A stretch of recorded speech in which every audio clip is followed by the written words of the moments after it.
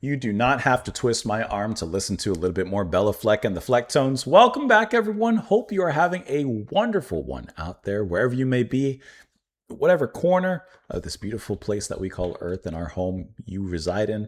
I appreciate you being here, and I hope that you're doing well as we listen to a little Béla, Fleck, and the Flecktones. We're going to take in the first track off of their 9th album, Live at the Quick, which was released in 2002. That first track will be That Old Thing intro / Earth Jam. Here that we have going on. We're taking a listen to this. We're diving on in because this was suggested and sponsored by Alex. So Alex, thank you so much for the recommendation and for the support. I truly appreciate that. Let's go ahead and dive straight on in. We'll discuss it a little bit after. Here we go. Think that was someone in the band or someone in the audience?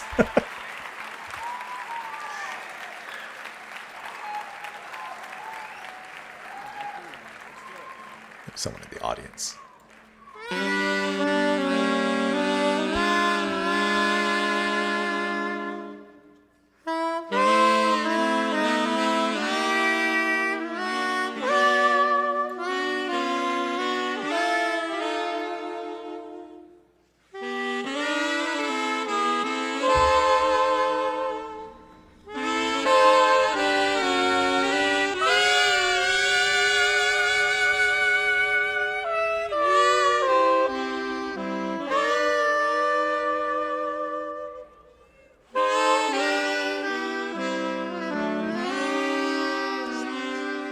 Old school jazz.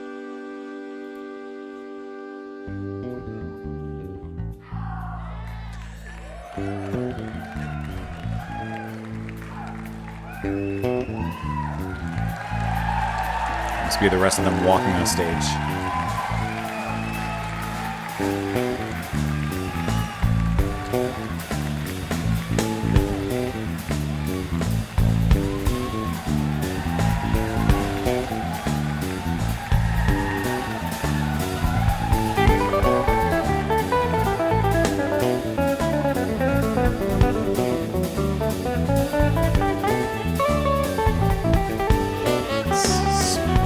Coming out the gate, man.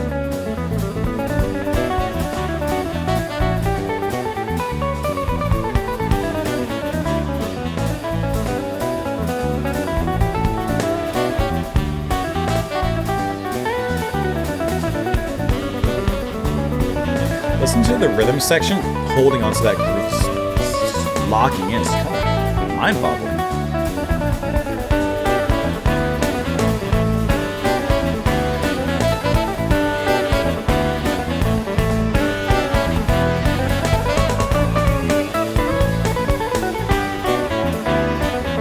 Really tight locking in on the rhythm section.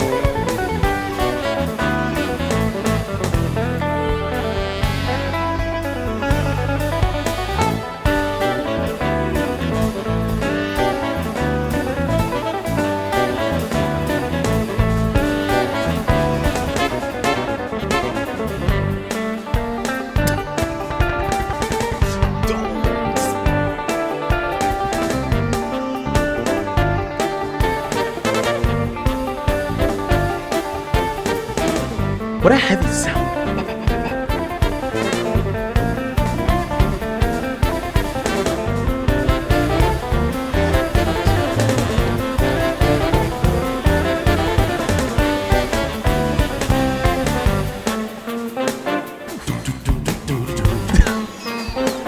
Just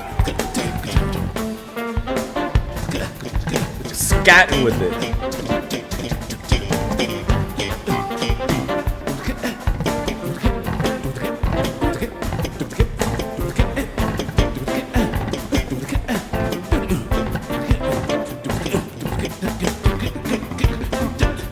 That's like playing with a tabla and doing the vocalizations with it.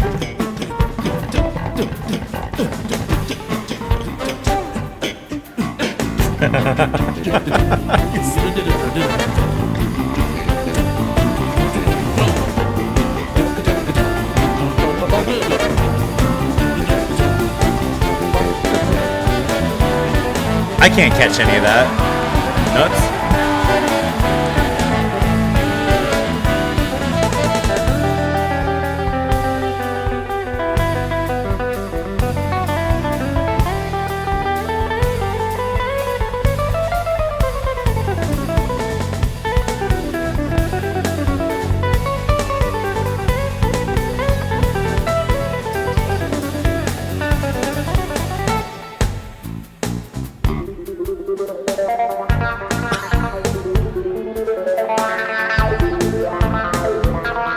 That's a cool sound.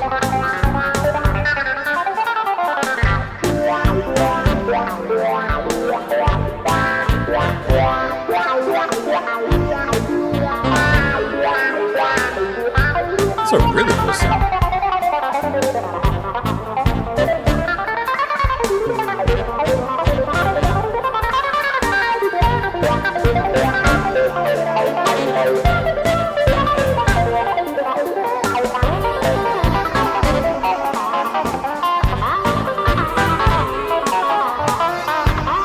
Very spacey, very psychedelic here.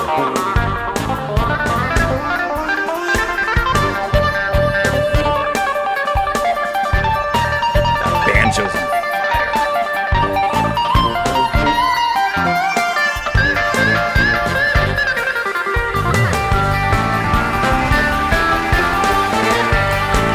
They are putting in work. That is for sure.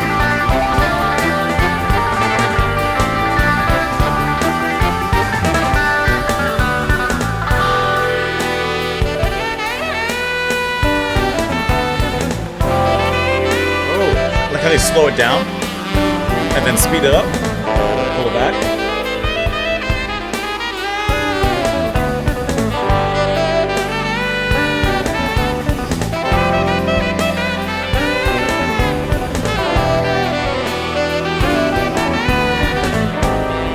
Some kind of cool rhythm they've built up there.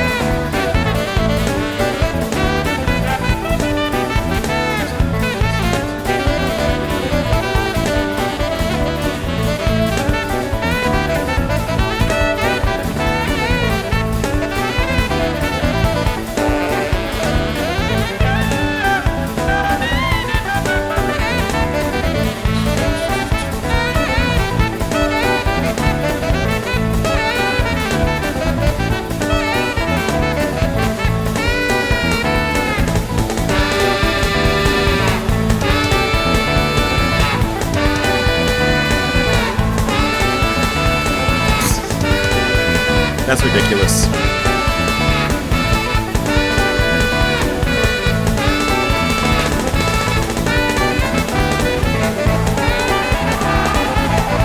There's that same guy from the intro.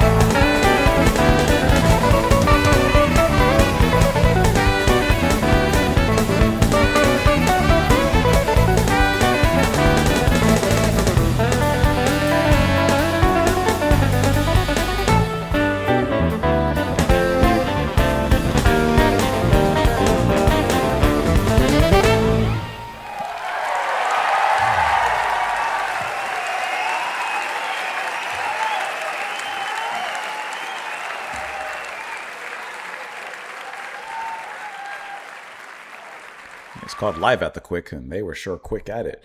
They came at the gate smoking.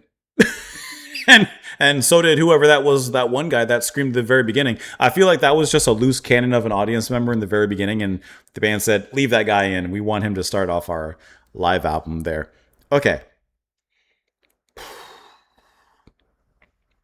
That's a 7-minute, 55-second exercise and masterclass on musicianship, all things progressive, time signatures, keeping it funky, keeping it catchy, keeping it moving. Barely a moment, if any, to take a breath. Just everything. Fleck himself on the banjo. I feel like listening to his melodies as he was, kind of in the first half of this track. I feel like it is so incomprehensible to me how fast he's playing, how precise he is, of course, in playing the banjo, and then to keeping up this seemingly chaotic meter and tempo for such a long time. And maybe it's not a long time literally, maybe he's keeping it up for, maybe about 3 minutes before we get to like some other parts where he can kind of flex a little bit in other ways. But it seems like a long time in what he's doing. It just seems like it's such a hard thing to keep up this whole section. Let me pull it back here again. When we're getting into all this part, like that. it just sounds, and like the constant shifts and movements and tempo changes, and they managed to keep those changes in the time signature and such still so locked in and flowing on top of it so well that you almost get lost in it to the point that you're not really so discombobulated and disorientated like listening to it. You just kind of lock in with it so you're not thrown off so hard. But there are some points where I'm thrown off. There's no doubt about that. But the way that they keep in time and they lock in, I think is something to be studied, because I'm always very impressed by that on a technical level. And the way they pull it off here is fantastic. I wish I could find it quickly. I'm not going to be able to. I'm not going to try. I don't want to skip around too much. But obviously, Wooten on the bass is out of this world, right? We know that. At the moment, though, he does that very aggressive thumping, like it's heavy. Like it's heavy. It's almost like, I don't know if it'll work on my microphone, but if I went to my microphone, like it like came through the speakers in a different way, the headphones in a different way. I thought that was such a cool percussive moment within this track. And it was, I wish he did it a few more times, but it was like a nice kind of, I mean, I can't even say kickstart because the track had started, but it was just another kick, I guess, behind you. Just like, it was just a little thump to like push them along a little bit. And from that moment for just a little bit longer, they were kind of in a heavier section and a heavier rotation at that particular moment, which I thought was awesome. Future Man on the drumitar, handling obviously the drums on the drumitar, which sounds great. And then Coffin on the saxophone. The section near the end, I thought was so cool when we broke out into his solo.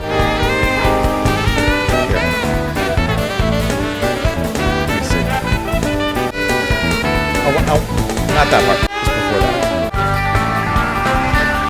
Here. The slowdown, and then the speed up.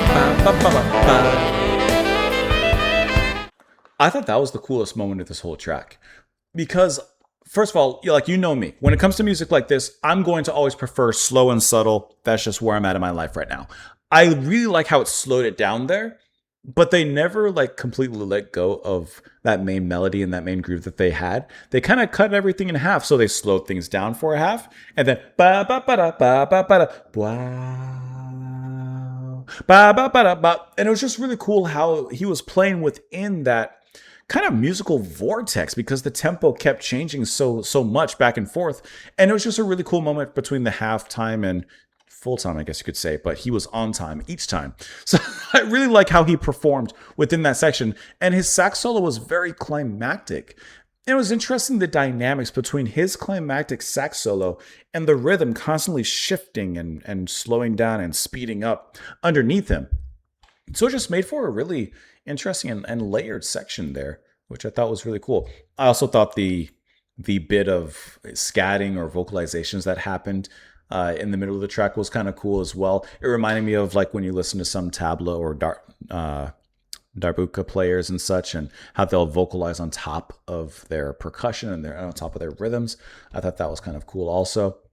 Like, this is a full Runaway Train out the station from the beginning. I mean, from the moment you hear that guy, you know that you're off to the races on this one. But yeah, that saxophone part at the very end was my favorite part of this track. I think that was just such a cool way to end this Runaway Train of a track. You let me know what you all thought of it, of course, down below in the comments. I appreciate you all being here. Alex, thank you so much for sending in the request and for the support. I appreciate that. I hope that you all enjoy the rest of your day, and I will see you next time. Bye, guys.